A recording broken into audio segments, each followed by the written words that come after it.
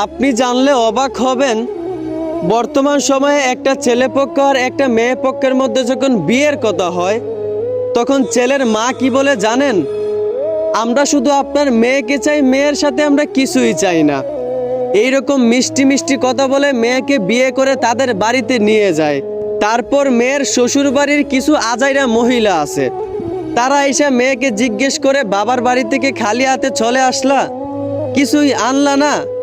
এমনকি মেয়ের শাশুড়ি পর্যন্ত মেয়েকে বলে, বাবার বাড়ি থেকে খালি হাতে চলে আসলা, কিছুই আনলা না?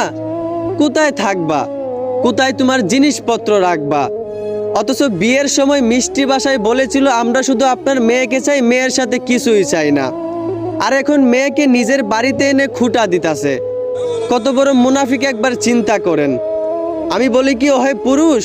একজন ছেলে হয়ে যে একজন মেয়ের বাড়ি থেকে জিনিসপত্র চান, আপনাদের কি একটু লজ্জা লাগে না? আরে ভাই, একজন বাবা মাথার ঘাম পায়ে ফেলে একটা মেয়েকে 18 থেকে 20 বছর লালন পালন করে, আর সেই কলিজার টুকটা মেয়েকে আপনারা ফ্রিতে পেয়ে যান। তবুও আপনারা মেয়ের সাথে যে জিনিসপত্রের আশা করেন, আপনাদের কি একটু লজ্জা লাগে না? আপনারা কি পুরুষ নাকি কাপুরুষ হয়ে গেছেন?